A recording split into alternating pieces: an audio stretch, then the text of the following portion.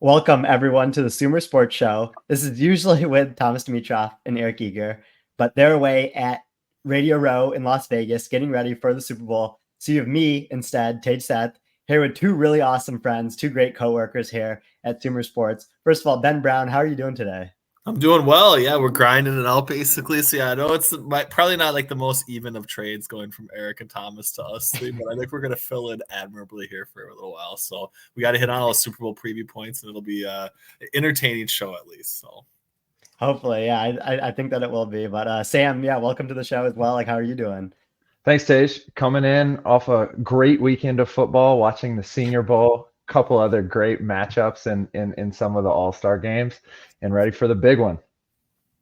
The most down bad football wise I think I'll be in a while is when I was thinking about an expected points model during watching the Pro Bowl flag football competition. So yeah, lots of secondary football options this weekend to watch. But today we're actually gonna have a pretty fun show talking about the Super Bowl. It is the week of the Super Bowl, which is very exciting. So if you haven't already, be sure to check out the big game breakdown on sumersports.com. It's 41 pages of material getting you ready for the Super Bowl. There's a lot of good stuff in there. It talks about the different matchups, how well the teams do in different coverages, and how well they do in the run game. And there's also some biggest questions, which Sean Syed and I will go over on the Tuesday version of this show. But for today, we're going to do a How Did They Get Here episode for the Super Bowl. So we did this last year. It was a lot of fun to really look at how these rosters are constructed. Ben and Sam have really good knowledge when it comes to this area, so thought that they had to come on for the show. So if you have any questions, comments throughout while you're watching on the live show here, feel free to drop them in the chat and we can try to answer them throughout the show. So let's start on the Chiefs side of the ball to really hone in on how they've built this roster to get to the Super Bowl. Patrick Mahomes has made the Super Bowl again, taking up 16.9% of his team's cap hit. What's really interesting is, and you'll hear this almost every year, is almost every Super Bowl has a quarterback with at least one rookie contract quarterback in it. You saw this in 2019 with Mahomes himself at 2.4%. Same thing in 2020. In 2021, when it was Rams-Bengals, Joe Burrow was taking up 4.2% of the Bengals cap. Jalen Hurts last year was 0.7%. And this year, Brock Purdy is at 0.4%. So, Ben, how impressive do you think it is that the Chiefs have made the Super Bowl with Mahomes taking up as large of a cap hit as he's been taking up? yeah, I mean, honestly, like it does speak to, in a lot of ways, this idea that we probably talked about a lot off air, and just like the expectation for quantifying the top end of the quarterback range, right? And obviously, if you hit there, it is in so many ways like the trump card that you can have from a roster value standpoint.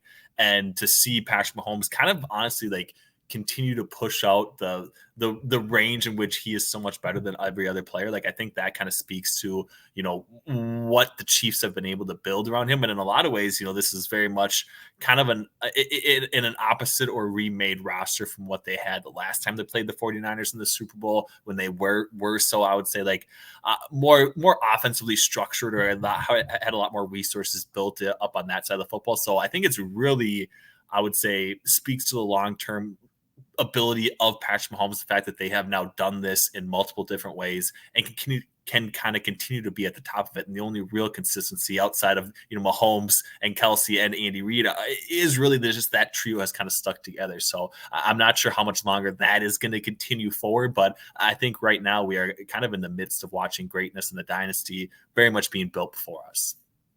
That's a great way to put it. And like when you talk about that trio and you compare it to the last time they played the 49ers in the Super Bowl, Tyreek Hill would have been included in like this quad of people that the Chiefs can build around. And most people would have thought that for those four group of players would have stayed together. But Tyreek Hill was traded for a 2022 first, 2022 second, 2022 fourth, and a fourth and a sixth in last year's draft, which has resulted in Trent McDuffie, Sky Moore, Joshua Williams, Chamari Connor, and Kendrick Coburn. So they've gotten multiple starters out of that Tyreek Hill trade. So now you have this pass catcher room that's Travis Kelce taking up a $14.7 million cap hit. You have Rashee Rice, who was taking number 55 overall in this past year's draft. Justin Watson, who was signed from the Buccaneers, going for his third Super Bowl ring actually in this game. And then MVS, who was also signed as a free agent. So Sam, how have you seen the Chiefs build out their pass catcher room outside of the Tyreek Hill trade or after the Tyreek Hill trade? Yeah, I think the Chiefs were in a situation in which they had probably two of the most talented players of all time on their team at one time. And obviously, we're in a hard cap league. Decisions have to be made. There was a huge market, as you listed off those draft picks, for Tyreek Hill. And Travis Kelce is kind of a one-of-one player in terms of what he can do over the middle and so forth and so on. They decided to stick with Kelce, which has proven, especially in the last game, to be extremely valuable. He basically showed a little bit of his old self, went off for 10-plus catches, 100-plus yards, dominated the early part of the game. And then some of those other guys are starting to show that they can play. Certainly it helps having Patrick Mahomes. Many say he's like a young Jordan of football. He's already in the GOAT conversation 4 or 5 years in, to help. But when you see guys like Rashee Rice, you see MVS making plays. I think as that chemistry builds, as that confidence builds, and obviously when you're in the situation in a Super Bowl with a player who practically has been in big games every single year of his career outside of the one that he sat for a year, you really have to consider how those guys build off of there. And frankly, I think it's proven that they made kind of the right move in investing in a very scarce position at tight end, in which Kelce brings a ton of surplus value over the next best player or third next best player, so forth and so on, and kind of building around the edges around Mahomes and letting him kind of lead the way for those wide receivers. Yeah, I really like how you put that. I think that you touched on a couple things there I think that are really interesting. One, with Mahomes, you're more inclined to make a trade like the Tyreek Hill trade because you know that because of the way that he rarely takes sacks and the way he's able to scramble and make basically every throw on the field, he can handle not having a prime wide receiver one better than basically every other quarterback in the league. But then with Kelce and like the kind of the value you're getting of him is when you compare his receiving yards to other receivers and the tight end market in general, like he's right up there with almost every other receiver in the league, but tight ends just don't get paid as much and they can block sometimes on top of what they're getting paid. So there can definitely be a value for top 5 tight ends there that are making the same money as like the 15th highest paid wide receiver in the league, which I think is really interesting. Also talking about value, the Chiefs running back room, after that 49ers Super Bowl, they drafted Clyde Edwards-Helaire in the first round. He has been the backup running back for this team because Isaiah Pacheco has taken the lead role, and he was drafted in the 7th round and has done really well with the lead role. So Ben, like, what have you thought about the way that they've distributed those carries and just kind of Pacheco's kind of journey in general to get to the starting position? Yeah, definitely. I mean, obviously, and I think that's maybe going back to it, every team is gonna have misses in the NFL draft, right? And obviously, seeing like CEH, Clyde Edwards-Helaire is like the at the end of the first round. A lot of people question that at the time, obviously rightfully so, but I still think like the Chiefs have been so good because they have still kind of overcome those warts and still have in a lot of ways been in a similar situation to a lot of other teams drafting. Obviously, you're going to hit on some guys, you're going to miss on some guys, but the fact that they, kind of continue to take shots at key positions when they actually should as well can kind of at least cover up some of those flaws. And I very much think like the Pacheco drafting in the 7th round in a lot of ways doesn't completely abolish the sins of taking CEH in the first, but I very much think that, the volume and actually at least finding a guy that kind of fits the mold has been very helpful to them. And obviously, in the way in which they've transitioned from, a team that could take the top off with Tyreek Hill to now very much being a low ADOT, yards after the catch type team. Like I do think the running back position in general is probably much more valued in those particular offenses and could definitely, consistently get you in 2nd and 5 type situations or 2nd and 4 type situations where you can have Patrick Mahomes really with an open playbook. And I think that is maybe an underrated value. Obviously, the fact that they hit on Rashee Rice, at the wide receiver position and kind of masked the Sky Moore, draft selection, I think that helped at the wide receiver position. I also think that, in the running backs, it's kind of in a similar light. And overall, it does probably speak to like the evolution that this offense has taken, in the past 2 and 3 years. Mm-hmm. Yeah, and you talk about evolution there. And Sam, I think this question from Sean is for you in the chat. He says, do you think that the Chiefs' use of 13 personnel will have signal throughout the league as teams face more light boxes? Yeah, this is something that me and Tej were kind of looking at preseason and interested in how it would move forward. And you kind of see this across the league. You really saw the Bills kind of as they had some upheaval in the play callers room, lean in with their Kincaid, Knox. I personally, as a grander pattern in the league, believe this is something that you're going to see. Uh, Potentially as you continue to see tight ends improve at pass catching and kind of the mesh of skills between tight ends and wide receivers and blockers.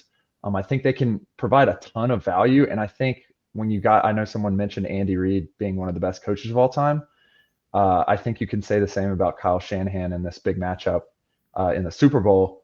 When you have two generational play callers like that and guys who understand how to game plan and understand how to unlock talent, you're going to see things like 12, 13 personnel with the Dolphins, more usage of two running backs, so forth and so on be used.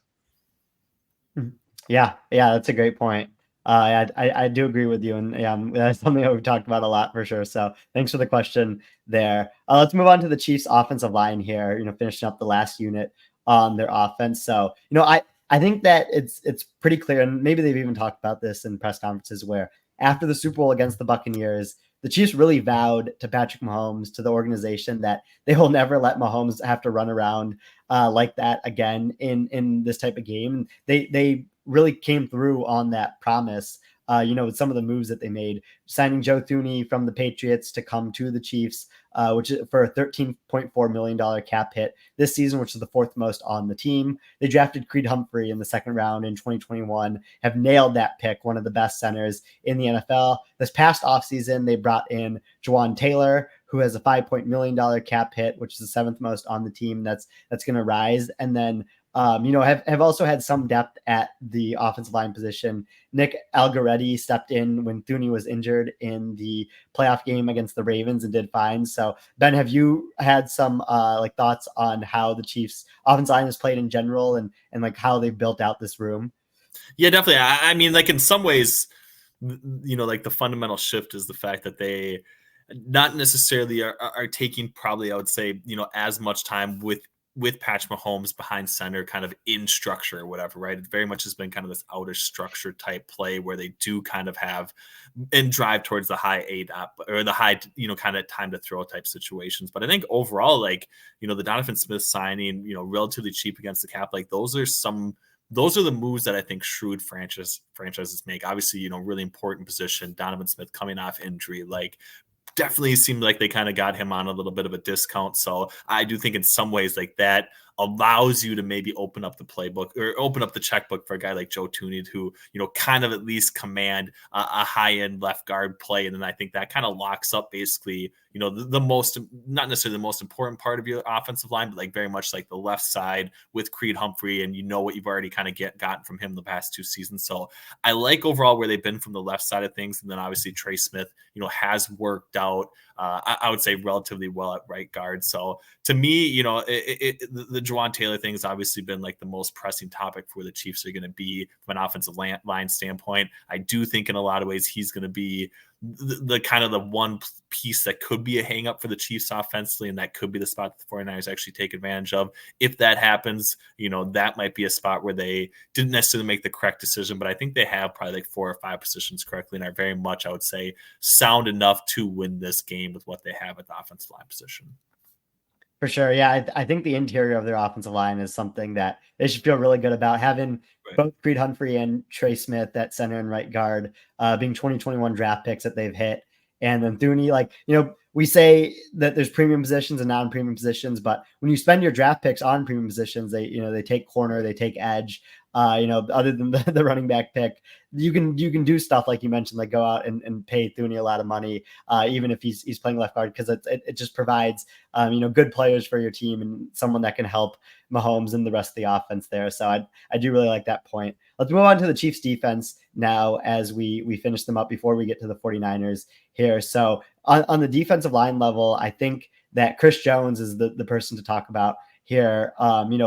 Held out, missed week 1 of the season, came back, ended up getting a more incentives-based contract, but will be a free agent after this year after having a $26.8 million cap hit. But around him, George Karlaftis, his first-round pick, still on rookie contract, has done a good job. Mike Dana, last year of his rookie contract, have to be taken in the 5th round. FAU, who they took this past season, hasn't played as much as they probably want to, but they still tried again to spend another first-round pick on that edge rusher. And, it should be mentioned that Charles Omenihu is going to be out for the Super Bowl, out for probably next season too, with tearing his ACL against the Ravens. So wishing him a speedy recovery. But Sam, what's kind of been your read on the Chris Jones situation, and then like how the Chiefs have built out their defensive line group after him? Yeah, so Chris Jones is a very interesting player because of his versatility. He's a great pass rusher from the inside and really can take advantage of one-on-ones, double teams, coming off the edge in certain packages, coming off of a 3-tech in certain packages, lining up in a 1-tech.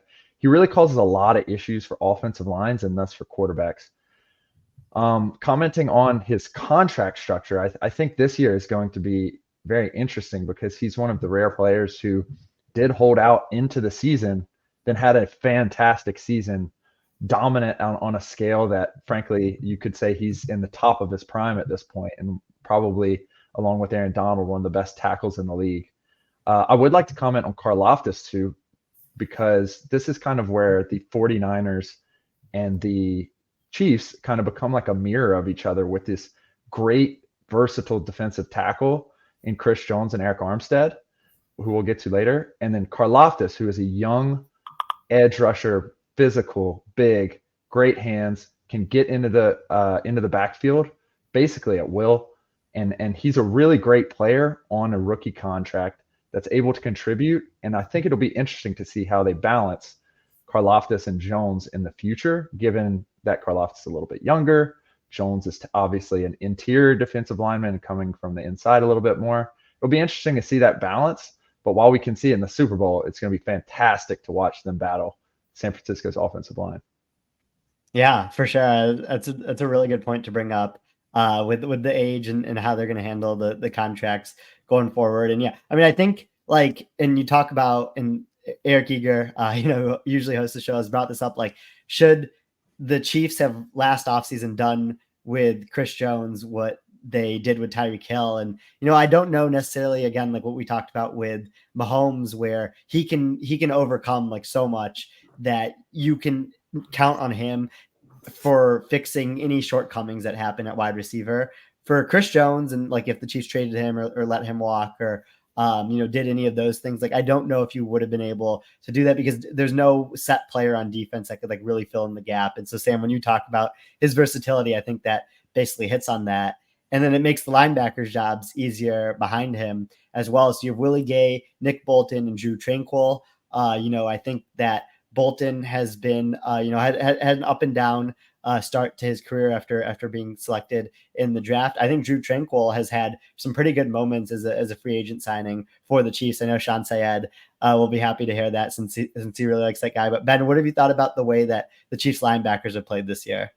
Yeah, I mean, honestly, like I think they have at least done what they needed to. I feel maybe a little bit underqualified to talk about linebacker play when Sam's on the podcast, and he was, former D1 linebacker. So I feel like in some ways, like my ability to break it down might not be as bright as what Sam can provide. But to me, like, obviously it's an important piece. I do think like the key points are going to be how valuable they can be in the elimination of what Christian McCaffrey is going to be able to bring to the 49ers offensively. So I do think in a lot of ways, like, they are the most critical piece overall defensively for what the Chiefs need to bring, I would say, coming up in this matchup. And like, to me, I'm more inclined to be worried because of that fact than if it was kind of left up to, the wide receivers locking up Brandon Ayuk and maybe Deebo Samuel a little bit in the slot and out wide. But to me, like, I very much think like where Kyle Shanahan specializes at is kind of putting the linebackers in a blender. And I'm just not quite sure we're going to see enough move from Steve Spagnuolo to put these guys in the position to make plays where they need to. So that's going to be like the one, I would say, red flag or concern for me coming up in this matchup is just how well, these Chiefs linebackers can kind of hold up against this Kyle Shanahan scheme. Yeah, that's my bad. I was just alternating, but Sam should be talking about linebackers as well. That was great from you, Ben. But we do have a former linebacker on here. So Sam, before we move on to defensive backs, do you have any thoughts or opinions on the Chiefs linebackers? Yeah, one of the just a quick hit. One of the things I noticed when I was looking at our big game preview is that there's a lot of green. There's a lot of good grading out in terms of EPA on those very shallow zones, and a lot of teams like to take advantage of a dump here, a dump off here, a dump off there, and then let's get some yards after catch. And the Chiefs are very good at eliminating that, and in fact, they're one of the better teams in the league at doing it. And that is the linebackers have achieved something there, especially given that they've kind of gotten bits and pieces there. Drew Tranquil coming in and some other guys, Willie Gay. And they've really done a great job in the playoffs. And so when you have linebackers with the ability to, chase down, play sideline to sideline, and tackle well in space, that can eliminate a lot of stuff, especially when you're going up against kind of a Death Star in the 49ers offense, which relies heavily on their best players at skill positions making big plays in space. Mm-hmm. Yeah, I definitely agree with that. I think that you saw that in both the Dolphins and Ravens playoff games where these linebackers can really tackle well. And if you're going to rely on yards after catch against them, you got to be a little bit more unique with how you get to that than usual, just because of how well they've been coached and how well they play at that level. So wrapping up with the Chiefs defensive backs here. Again, this is a position that has benefited from the Tyreek Hill trade, where you take L'Jarius Sneed 4th round in 2020. This is as good of a platform year as you can have if you're a corner. L'Jarius Sneed has been awesome this year. The Chiefs have allowed the least amount of yards per game to wide receiver ones in the entire NFL. Until last week, they hadn't allowed a wide receiver one to have an 100-yard game on them. And I define wide receiver one by the leader in target share per game. So I think that was really impressive. Trent McDuffie, 1st round pick in 2022, one of the best nickel corners in the NFL right now. Safety wise, Justin Reed, he was signed from the Texans. He takes up about 6% of their cap over the next 2 years. And then Mike Edwards came over from the Buccaneers. He's on a 1-year contract with 1.4% of the cap. So I think that they've thrown resources at this position. They've thrown some dart throws, and it's played really well, especially Sneed and McDuffie, who are really the stars of the back seven. And I think you can even see that Spags has had some fun with blitzing McDuffie through slot pressures and slot blitzes to really get home to the quarterback. So I think all of that together has made this secondary one of the best in the NFL. And then everything you guys mentioned with their tackling ability has also been impressive as well. So that wraps up the Chiefs roster breakdown for us. We're going to move on to the 49ers here and go through the same positions and kind of see how they've gotten back to this game as well. And to get to this Super Bowl rematch here. So quarterback wise, this is what I just think about the 49ers. And what's so impressive to me is there are not many, if any, organizations that could light 3 first-round picks on fire and be in the Super Bowl like they have this past year. You look at all the teams that made it to either the divisional round or conference championships, and they're getting so much production out of their first-round picks lately. I mean, the Lions are a great example of that with Jahmyr Gibbs, and the previous season with Aiden Hutchinson and Penny Sewell, all these first round picks. The Ravens, Zay Flowers, they probably wouldn't be in that game if it wasn't for Zay Flowers having as good of a rookie season as he's had. And the Chiefs, we just talked about some of their first round picks. 49ers haven't picked in the first round in a couple of years here. The Trey Lance pick, he played just a couple of games for them, but they hit on Brock Purdy, 7th round pick, 0.4% of the cap hit, can barely afford rent in San Francisco. So he lives with the roommate. But, Ben, what have you just thought about the way that the 49ers have managed the Jimmy Garoppolo, Trey Lance, Brock Purdy situation? And then now they're here with Brock Purdy and kind of the level that he's playing at. Yeah, I mean, honestly, like I know we talked off the top about how impressive the Chiefs and like this dynasty aspect has been, but like the 49ers have in a lot of ways been, probably second fiddle to that dynasty talk. And in a lot of ways, they've done it through a recycled room at the quarterback position. And I do think in a lot of ways it highlights the opposite ways in which you could arrive at a really good overall roster. You don't necessarily, and I don't want to knock anything from Brock Purdy's perspective, but you don't necessarily need to have Patrick Mahomes to play in the Super Bowl every year. And I think your stats off the top very much highlight that with the number of rookie quarterbacks that we've had that have started a Super Bowl. But to me, it's been the fact that like they've done it with multiple guys and they've had this Super Bowl window. And in a lot of ways, for almost every other team, your Super Bowl window lives and dies by who you have at the quarterback position. And that very much hasn't been the case whatsoever in San Francisco. So obviously, the pieces they have in place around them have been really impressive, I would say, as well. And I think overall, Kyle Shanahan and his ability to put players in the right positions, it speaks to, I would say, maybe an outsized influence from the coaching and head coaching and offensive play caller positions that maybe we don't really fully understand yet. So I think it's been really impressive. Obviously hitting on Brock Purdy has been really good. And the fact that you could, still miss at, the third overall pick and find yourself in the Super Bowl just a couple years later is like a really strong testament to a really well-built and well-ran organization, I would say. Mm-hmm. Yeah, no, I totally agree.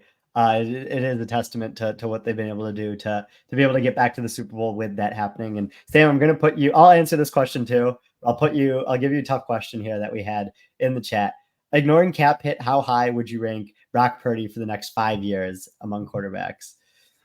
We just, me, Tej, and Ben just went to an excellent conference, the Tulane Pro Football Negotiation Competition. And this, not exactly Purdy, but kind of slotting quarterbacks into the market was basically the finals.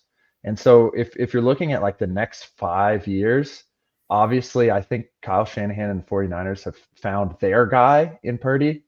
And once you find your guy, quote unquote, like specific to the franchise, it's very hard to move off of that player. That being said, I'd view him in a similar light as perhaps the Dolphins view Tua. Perhaps the Cowboys view Dak to a certain degree, even though Dak had an excellent year this year. And I say that not necessarily because those are comparable players or they play in the similar schemes or so forth and so on, but I think I view him as a guy who can get the job done on his team and is a confident leader and someone who will put up good metrics within the context of his team. I think about this Super Bowl game a lot like kind of a tennis match.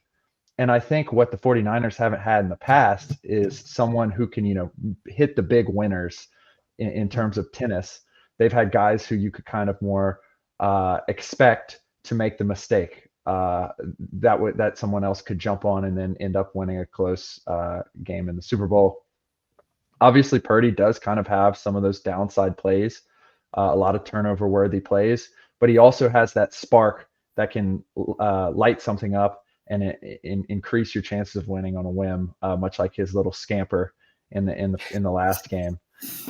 So all that being said, I view him as a pretty solid starting quarterback.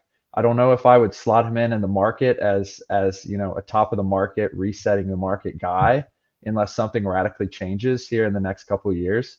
I could foresee a situation occurring, especially given he's such a late round pick. I could foresee, kind of a Joe Flacco situation if it does happen that, the market may not be where it's at.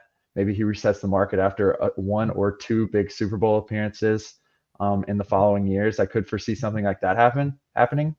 But I think in general, we can slot him pretty solidly as a solid starter while not necessarily being a guy like we've talked about Mahomes, who you could basically rely on to erase a lot of problems.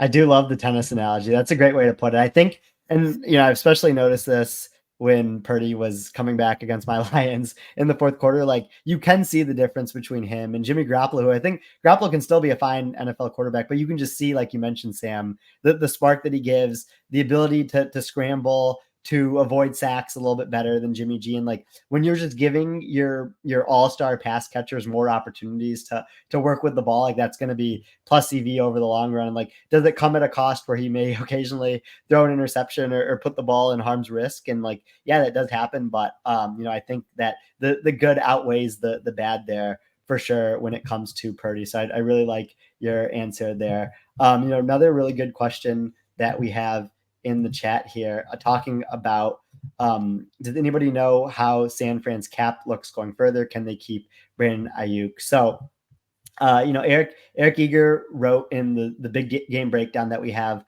on sumersports.com that the the 49ers are going to have a little bit of a interesting situation to handle with how they manage the cap going forward. Right now, when you look at the next year's cap, they are currently $11 million over the cap per over the cap. And so you have these pending free agents like Chase Young, Randy Gregory, Javon Kinlaw, Tayshaun Gibson. You have Adam Peters moving to the Washington Commanders to be their GM. You have Brandon Ayuk, who will be playing on his fifth-year option. So it's going to be really interesting to see how the 49ers manage the cap. I think that they are going to, continue to make sharp moves like we've seen from them. But, I think that it'll start to get a little bit tighter for them, not maybe next year, but the year after that when it comes to that. So, as we look to the rest of the roster, we'll be able to bear that out. So running back wise, Christian McCaffrey is the lead back, probably had the best season of any running back this year. It was traded for a second, third, fourth, and fifth round pick. And I really think when I look at the Christian McCaffrey trade, it's not a move that every NFL team could make. I think that the 49ers were in a unique situation where, again, they had Brock Purdy. They didn't know if he was necessarily going to be the starter yet, but like him and Trey Lance were not taking up much of a cap hit at all. And they knew that they were going to move on from Jimmy G. But most importantly, I think that they made the trade because of the third round comp picks that they've got from the Robert Saleh, Mike McDaniel, D'Amico Ryan's hires in back-to-back years. And so when they continue to stack up on these third round picks, which we know are pretty valuable, compared to like public perception about them, like you can make a trade where you trade a second, third, fourth, and fifth round pick for Christian McCaffrey.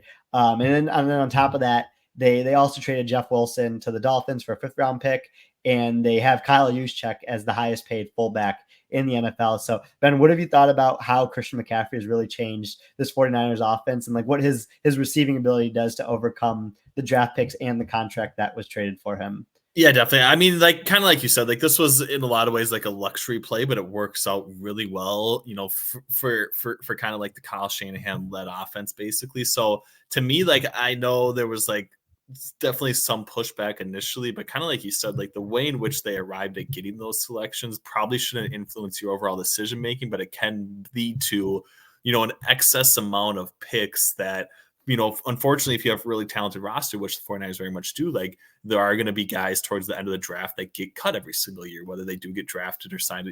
There are obviously some that make sign in free agency that do make the team, but like there's 6th round picks, 7th round picks every single year that get cut. And I do think like, spreading that out a little bit and really going all in at a guy that you could maybe potentially find not necessarily a complete equivalent to in the draft, but could at least find somebody that could fill some of those volume-based things for what Christian McCaffrey can do, but not necessarily in the same sort of dynamic nature that he can do it, opens up a lot. And I think in some ways it frees things up for Deebo Samuel. And you do start to see guys like, Brandon Ayuk very much the question of, can they pay him or not? And they've also kind of hit, I would say, not to get ahead of ourselves, but like kind of like with the Juwan Jennings and the third receiver situation. Like I think all of those things open up more and more because McCaffrey is the focal point of defenses, right? And very much can force your hand in both, from a rushing perspective, but also, underneath type routes, and very much can kind of be that dynamic playmaker out of the backfield as well. So I think overall, like it's hard to say that the trade was a net loss for the 49ers. And I very much think they probably got too much flack from, some people both within and without the analytics community that maybe thought they gave up too much for McCaffrey. because I very much think we're seeing the fruits of that correct decision kind of play out here once again in the Super Bowl. Yeah, I mean, I'm definitely one of those people where my initial reaction was I thought that they had given up too much, but you come around, you look at it now. Especially, I mean, it's easy with hindsight, but even thinking about like the stuff that you mentioned, and some of the comp picks and other moves that they could make, like it does make sense looking back at it. And yeah, when you talk about pass catchers here, which is the position we're going to talk about next, like yeah, I mean, you have Ayuk, who we all know is all pro level at this point, one of the best route runners in the NFL. You have George Kittle, who is at least a top 3 tight end.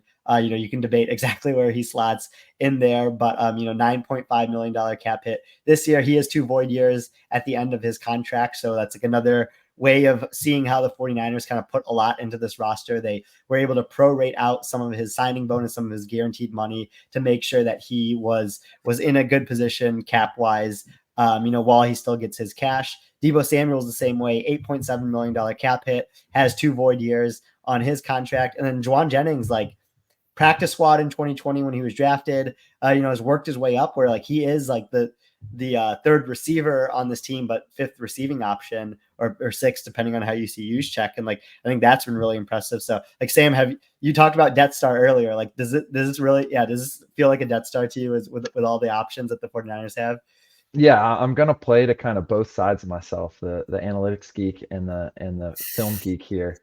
On the first side, you look at our big game preview and you look at our kind of weapons section, and you just see a big block of green. I mean, you're dealing with practically 4 all pros at any given point in time, 5 if you count use check again. Ayuk, you're looking at yards per route run, wide receiver 3. George Kittle, tight end 1, 2, 3, 4, all across the board. Deebo, we're looking at only passing is 10 in the 10s and 20s, all elite players. From the film side, what makes it like an absolute Death Star is how they all contribute in the running game.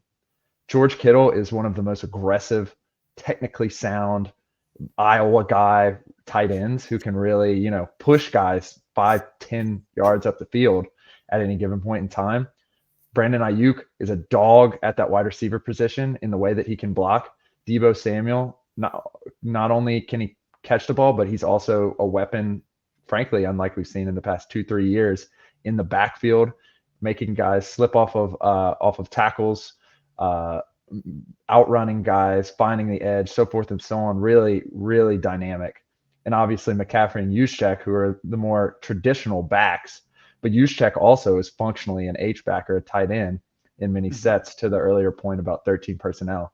So when you have 5 guys that can contribute not only in the pass game, but also in the run game, causes major headaches, especially for a team like the Chiefs, who have struggled in the run game in the past and in the playoffs. Yeah, no, that's a great point. And yeah, Oliver has a good question based on that. I do love those descriptions there. So like, I mean, this is another tough question I'm giving you, but how would you rate the skill position players based on importance for the 49ers? The 49ers in particular, given their outside zone system, old school kind of Shanahan. I say old school, obviously it's extremely dynamic and he's a generational play caller, but it's kind of fundamental to that idea of ground and pound football that's been developed, since Mike Shanahan was there. Obviously, like from a cap perspective, you'd look at your wide receivers as your most important, but it's hard to look at Christian McCaffrey as a generational talent and not say he's the number one important guy. He's the engine of the offense. He's who other teams are game planning for. He's kind of the centric. He's the heliocentric figure in that offense, including even the quarterback, frankly, in Purdy. Then we can move on to guys like Kittle, Deebo, Ayuk. I think they're kind of, your 1Bs or your 2 A, B, C, D, so forth and so on, given the things that they can do. Like you have to prepare for George Kittle's blocking, as Aiden Hutchinson unfortunately found out. So like you have to prepare for a multifaceted attack. But in terms of importance, I'd have to go with McCaffrey as the number one if I'm a game planner for the Super Bowl. Mm-hmm. Yeah, I mean that is a really interesting way to look at it. I think that it's hard to actually evaluate like what the 49ers offense was pre-McCaffrey versus post-McCaffrey, just because the overlap of Purdy and McCaffrey is so much, and we didn't get to see much McCaffrey with Jimmy G, and so it's hard to kind of separate those out. But I agree with you that you can see the improvement that the 49ers offense has made. I think that Ayuk is probably who I would pick as the most important to the 49ers offense, just because of how high of a level he played at wide receiver, ranked third in yards per out run this season. George Kittle, obviously at tight end, ranked first in among tight ends in yards per out run as well. And then, but McCaffrey is right up there also with those guys as well. And then you have the versatile other options with Juszczyk and Debo and even Juwan Jennings when he has to play. So it's been very impressive. But let's move on to the 49ers offensive line here. So interesting situation with Trent Williams. Obviously they traded for him from Washington. This is the last year where his paragraph 5 in his contract is $1 million before it jumps to $20 million in next year, 22 the year after that, and then 32 million after that. So you would think that either it gets restructured or they eat some dead money if he wants to, maybe play somewhere else to close out his career, or he wants to just close his career in general. So it'll be interesting to see what they exactly do with Trent Williams. But other than that, like, it's been really impressive that the 49ers have not spent a ton on their offensive line. They have their left guard, Aaron Banks, his second round of 2021 draft, still on his rookie contract. Jake Brendel at center is their undrafted free agent by the Cowboys, but he signed with the 49ers this past season, only 1% cap hit. And then the right side of their offensive line, which I think is a little bit of an area of weakness for them, but still they're getting day 3 picks to start for them. Spencer Buford, 4th round of the 2022 draft, and then Colton McKivitz, 5th round in the 2020 draft. Has an extension in hand with 3 void years, but still an area that the 49ers probably want to improve on, of a roster that's pretty good in general. So that's the 49ers offense and how that was built. Let's go over to the defense now. So Ben, why don't you take us through kind of all the resources that the 49ers have put into their defensive line and what you've thought about their play this season? Yeah, definitely. I mean, obviously, like the trade deadline type bringing over of Chase Young in some ways was, I don't want to say perplexing, but I do think like adding another situational rotational guy to this roster, in some ways they thought they could get even more from the defensive line position. But to me, like Nick Bosa, playing on an $11 million cap hit in the 5th-year option, like first round pick in 2019, like has very much lived up to the billing, right? I think the one knock could be maybe a little bit of like health type concerns, but outside of that, like he has been the guy that they needed him to kind of be a perennial overall really good at getting after the quarterback. And then Arik Armstead as well, has kind of been that veteran presence for the San Francisco 49ers. Actually is making more money than Nick Bosa this season. Like they do have, I would say, some pretty dramatic decisions to make along this defensive line here. So it's going to be interesting to see, kind of what they value and who they kind of move forward with. Because Javon Hargrove as well, free agent from the Eagles, 20 million APY, like the dollars are starting to add up. And kind of like what you said previously, if you want to maybe put a few more resources in the offensive line, like obviously in some ways their current cap situation needs to be altered or changed quite a bit. So I do think, kind of going back to it, like the Trent Williams conversation is very much is going to lead to an overall restructuring, because it does seem like they're going to try and fit, some more of these pieces kind of in place to at least pair alongside Nick Bosa, because it does seem like they have highly valued, I would say, the defensive line and edge kind of market with their trade of, Chase Young, 3rd round pick from Washington. They, I guess, will kind of get that compensatory pick back if he does actually leave. But, it does seem like that has been probably a spot where they would kind of like to have back in particular. And then they have Javon Kinlaw as well. Didn't get his 5th-year option basically picked up, but kind of is another one that can provide depth along the defensive line. But I think it'll be interesting. Obviously, Nick Bosa is going to be the cornerstone of this defensive line, and it'll be interesting to see just how long they have Arik Armstead on the roster, if they do kind of gravitate towards getting younger at this position and focus on this in the back half of the 1st round, and maybe with their 2nd round pick as well or something. Mm-hmm. Yeah, I mean, like Oliver's mentioned in the chat here, like Nick Bosa's cap hit, at past these next couple of seasons is about to get very large. So there's going to be restructuring there, which is like why I think it goes back to what we talked about at the beginning of the 49ers segment. Like there is some urgency here, I think, to either win it this year or next year for them, because after that, it's going to get a lot tougher. You're going to have a lot of good players that you have to pay. Sam got you actually talking about linebackers this time. That's my bad on the first one. Just please just tell us everything you love about Fred Warner, Dre Greenlaw, and all the 49ers linebacker core.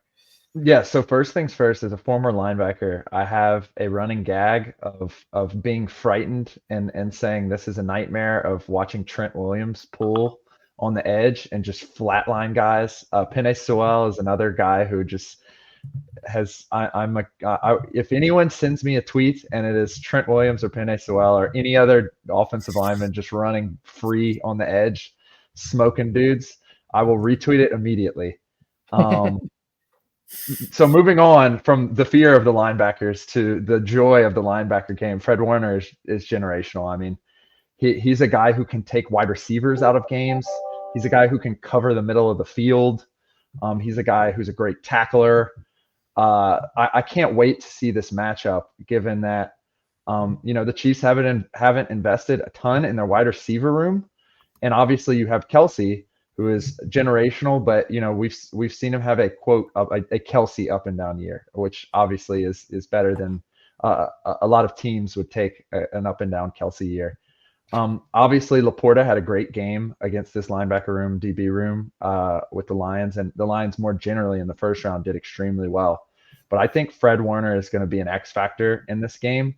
Again, the versatility of the player, what he can do all across the field.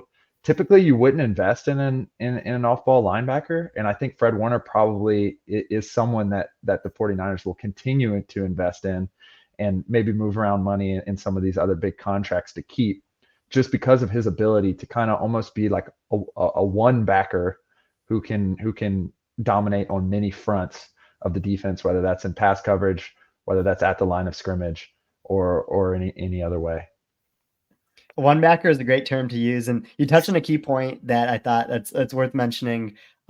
Before we close out the 49ers here, where it's like I was talking to a friend that at a team about this, and we were saying, analytics people kind of put their arms up every time a team invests heavily in an off-ball linebacker, and I'm thinking about it, and I think it's more of an analytics sin to draft a linebacker than to pay a linebacker. And especially when you have a top 5 linebacker, because I think that when you look at draft curves, and there have been so much research done on this topic, it's so hard to know what you're getting from a linebacker college to pro, especially like when you look in like the top 100 picks. Once you have that linebacker, he's a top 5 linebacker. It seems like a pretty stable position where you can actually invest in that, and they can kind of be what your defense is built around, much like a top 5 tight end on the other side of things. So like, I think that when you look at like where you want to invest it, like, yeah, like when the Ravens invested in Roquan Smith, or the 49ers invested in Fred Warner, like, what you're getting when you do that, and you want to pay those types of players. It's just harder to draft a linebacker in the first round and to exactly feel like you can build a defense around them before you know what they are. So just wanted to touch on that. Defensive backs wise, I think this was like the main concern for the 49ers coming into the season, was that their defensive back room. I think the front 7 is so good enough where they can manage. But you have Javarius Ward, who was undrafted free agent by the Cowboys, but he signed with the 49ers in 2022, $13.5 million APY, 3 void years. So again, you're seeing this common theme of the 49ers putting in a lot of void years in these contracts, more than the Chiefs did. And you look at the comparison between like how the 49ers spend cash, which they're top 6, I think, in the NFL, and then the Chiefs are bottom 10 in how much cash they spend, just with the differences in how they structure these contracts. Something to note is Jair Brown has come in to replace Hufanga, who got injured in week 11. You can't assign the full residual to Hufanga, but the 49ers defense ranked 5th in EPA per play, 5th in EPA per drop back against with Hufanga in games that he played. Since then, 23rd in EPA per play, 20th in EPA per drop back against. So, there is some cracks in the 49ers defense since his injury. Ambry Thomas, I think, has been up and down from time to time, taken in the third round of the 2021 draft. And then Diamandre Lenore was taken in the fifth round of the 2021 draft as well. So, this I think would be like the only concern for the 49ers in this game. Again, they might get away with it just because of the state of the Chiefs receiver room. And if like you mentioned, Sam, like if Fred Warner is able to take away Kelsey, I think that the defensive backs' jobs will be a lot easier in this game. But it'll definitely be an interesting matchup to watch, especially Rashee Rice versus whoever ends up guarding him will be the most interesting matchup in this game. But I think that the Chiefs will probably run the ball a little bit more than usual, just because of the 49ers run defense, letting up some explosive runs in the past couple of weeks. So I think overall, like when you look at these rosters, the 49ers are so much more talented. And then the Chiefs just get the Patrick Mahomes bump. So that'll make it interesting to play out. So we're up at the 50-minute mark here. Ben, do you have any closing thoughts on either of these rosters before we hop off? Yeah, I mean, I think we kind of touched on most things. Basically, it's going to be really interesting to see how the game plays out. Obviously, we're going to get a lot more into that on Wednesday with some overall preview and getting some best bets. But I do think some of the things that we talked about very much kind of lead in really well to that. And then kind of with your and Sean's biggest questions preview tomorrow, we're going to get a lot more stats and schemes. So I just think like you kind of need to stay listening to the Sumer Sports podcast, because I think there's going to be a lot more really good content to see, not only how this all fits in, but how this game's actually going to play out just based on these two rosters and where they currently sit at. Mm-hmm. Yeah, no, that's true. And yeah, great point from our friend Billy Jones here in the chat. He says, what I find interesting about San Francisco is how the offensive roster seems to be exactly what Shanahan wants in terms of personnel to run his offense, multiple years of collaboration to build their dream team, like great continuity from Kyle Shanahan and John Lynch, from a organizational standpoint. But Sam, before we hop off, yeah, both you guys will be back Wednesday because this is a lot of fun. Hopefully less of me talking that show, and you guys can just kind of go off. But Sam, do you have any closing thoughts on what we talked about today? Yeah, I love the comment by Billy. Continuity is the name of the game with these two teams, and going through every single player as we've done. I think I'm going to keep coming back to this tennis match allegory, but at least maybe since the last Chiefs 49ers Super Bowl, this is the most level playing field, best teams in the league, so forth and so on matchup that we've seen. And I just think it's going to come down to who's going to make the big plays and who's going to make the mistakes. And I'm excited to talk more, but listen to you talk more about that tomorrow, Tej, and talk a little bit more on Wednesday. Thank you guys. You guys are too nice. Thanks for joining me today. This is a lot of fun. Hopefully our podcast ability above replacement was positive. And, I don't know if it's tough to reach Thomas and Eric's level, but was hopefully able to get halfway there or something. But yeah, no, thanks everyone for listening. Be sure to check out the big game breakdown on sumersports.com. All you have to do is put in your email. You'll receive the 41-page PDF in your inbox. I'll be back on Tuesday with Stats and Scheme, and then on Wednesday again with Sam and Ben here to just have an overall preview, do some prop bets, and some best and worst takes of the year. So that should be a lot of fun. Really appreciate you guys all joining the chat and everything. And until next time, we'll talk on the Sumer Sports Show.